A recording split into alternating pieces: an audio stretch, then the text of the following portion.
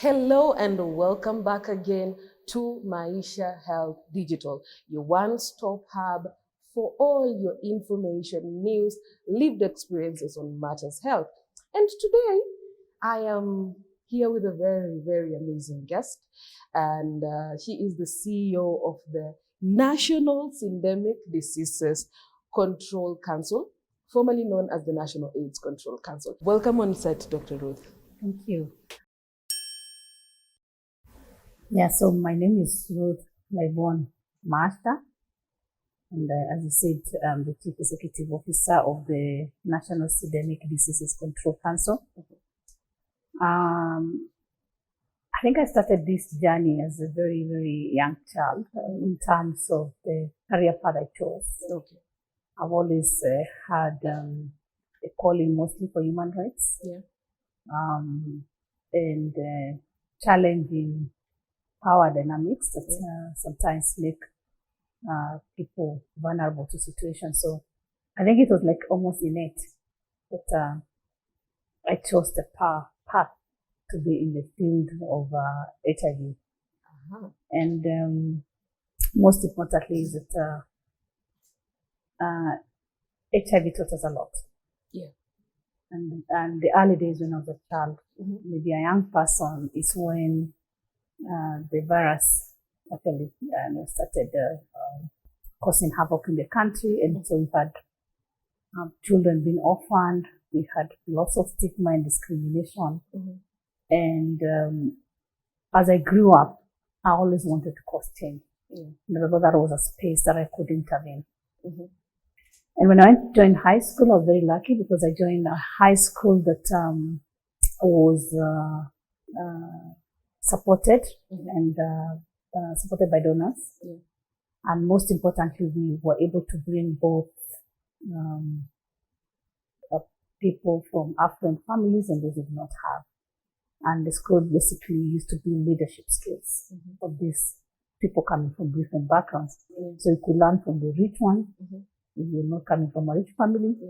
And then the rich ones also could hear from us, those who do not have so much in terms of wealth, how it is to live a life of scarcity. And so that's how I think my calling was also shaped in a school called Materi Girls, and which was basically a Catholic school, and had one founder who was really very progressive at that time. The school was the only girls' school, and he was trying to make a change in the community that was vulnerable and left behind. I must admit, yes, I had big dreams, of course, not thinking of where the dreams would be, but I had dreams that one day I would be a leader in whatever sphere I took. And for me, being a CEO came from being a very hardworking person and then very resilient. And one of the things that I think have pushed me to where I am is that I actually started my work as a volunteer. And when I volunteered, my first organization I worked with was called the Family Planning Association of Kenya then. And before it was now renamed the Family Health Options of Kenya. I was a volunteer, but when I volunteered wholeheartedly. When I interned, I did so much work that I became a natural person within the institution and formed the basis of my early start of the career. So I then have worked in various aspects around HIV, reproductive health, gender, working with a couple of institutions. I worked for ActionAid, for example. I worked for an institution called Gender Health. I worked for the UN AIDS Kenya office. I worked for UNDC Geneva. And across these spaces, I've always taken a position of leading change, basically. Going to uncomfortable places where sometimes not everyone wants to be, but also pushing one agenda at a time. I think we have to agree that life is not smooth. You'll get failures, but it's what you do with failures that makes success. But if you stick to the failed processes or failed product, if you want to be innovative, you innovate something, people don't like it, and then you think that's the end of your career, then you never wake up. So I think every failure is a lesson towards success. It actually shows at least you try to do something. So, as we are almost finishing this interview, I want you to tell us about 15 years or even 19 years. Young people may not be aware of the path that they want to take in life. And for those wishing to achieve all the dreams, work at UN. My dream used to be working at the UN and be CEOs one day. What should they start doing right now, where they are at the moment? Every job, every aspiration starts from where you are. Mm-hmm. It's actually the little thing you do in your home. I one time met a young man who was living in this homestead. That the grass was overgrown and was looking for a job. And when I asked him why he doesn't cut the grass in their home, he looked at me like it was not his responsibility. Yeah. So, and I remember I never even looked at him twice. He was saying I'm looking for a job, and that time I was working because I wondered if he slept the whole day and never thought of cutting the grass just right in his own compound, then what does that mean if he was given a job? So the first step towards success is wherever you are. If you're at home now looking for a job, start doing something at home. Yeah. It is that recipe you start maybe thinking of how to cook. It is getting firewood. It is getting water. There's something you're doing with yourself that is not just lying idle, becoming a burden. That makes the first step to success. Yeah. In fact, one speaker said, it is making your bed fasting in the morning that leads towards success. Yeah. Secondly, I think if you want to do something, start working on whatever you want to do.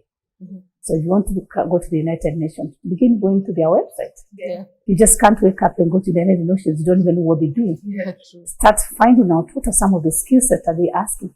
So you find that for most UN agencies, will be asking you, have you worked elsewhere? Do you know how to mobilize people, for example? Yeah. What have you done? So choose those paths that want to take you to where you want to go. And have a CV that is ready. Yeah. Everybody has a CV. Sometimes it's the experience that is different, but there must be a CV that says who you are. Yeah. Some of cumulative experiences that young people don't even know about is, for example, you are at home, you're working in a youth group. That is an experience. Yeah. You are at home, you are attending, you are working in children's home, or you are at home, you're doing some form of activity with the community. It actually starts forming the basis for your CV. Yeah. So writing a CV that does not really look like, even when you're not working, you were just sleeping in the house, is the first step towards going there. Then secondly, choosing your path, knowing where you want to go, getting interest. Because you have to attract that, whatever you want to do, you have to attract by framing your mind and the steps towards the right direction. And it's what you say actually makes sense, because a lot of young people say they don't have the experience required, but from where they are, right in their homestead, they're not making a difference. Because my first employer was my mother in her shop, and so actually my early CV had that particular, what I did for her then. And most people overlook that perspective, because when most parents have small businesses here and there, that is where you should actually start, like borrowing from your words. And now I have the very last question, that is for young people living with HIV specifically. A lot of young people living with HIV still struggle with the same issue of unemployment. And some of them, when they want to get a job, they tell me, most of them, they send me messages and they're like, I'm also living with HIV, I want to work in the HIV space. But then I ask them, what else? Because I am very sure being HIV positive is not a job requirement anyway. In fact, I don't think most employers really mind that you're living with HIV or not. So how can you tell them to create this career path without involving their health status in it? Thank you very much. I think a beautiful story is actually one of them, the stories that actually the young people should look at and see how to make a difference. I look at you as a success. And for people or children, especially who are being born with HIV today, and then they are living a full life, they go to colleges to get a degree. The virus does not define them. They have something else they're offering. So my advice to these young people is just separate these two things. Separate your choices for career. Separate your experiences at work. And do not use HIV as an excuse where it's unnecessary. And sometimes there's something we see self-stigma. You probably have applied for a job and you've not gotten that job because of the first application. But that doesn't mean it's because of the virus. It's because there's another one who has also applied and hasn't gotten it. So the fact that we don't use HIV for any self-pity, but rather look at it as, yes, I have this virus, but I'm determined to live a better life, better quality life. Because even if you're living with HIV and then you go to school, you have an opportunity, you go to the university, you get a job, you actually have a better quality life. So HIV does not necessarily choose you to go to the path of poverty or inaction. And we all know that with the new drugs and the virus suppression, your body is functioning. You're a healthy person, and a healthy person should be able to work like any other person. And that is why we are happy actually because of medication. So for those young people living with HIV, the first step is make sure you know your career. Choose that career path. Work hard towards it. Start working hard towards your self-confidence, because you also must admit, especially children born with HIV, at some point of their life, self-esteem issues set in. And even as they grow up, and there's always this thing of, I can see how happy my friends are. I wish I would be like them without the virus.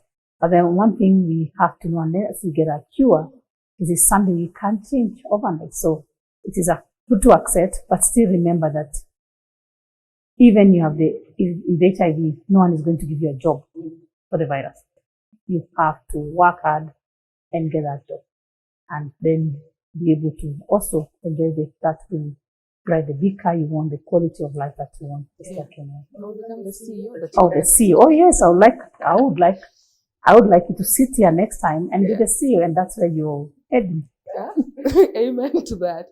So this was the Career Corner segment that we are hosting here at Maisha Digital Health. And today I was hosting the CEO of the National Syndemic Disease Control Council. And I want to close this session with the words of Lupita Nyong'o, that your dreams are valid no matter where you're coming from. So despite your HIV status, despite your current circumstances, your dreams are very valid. But don't let them just be dreams.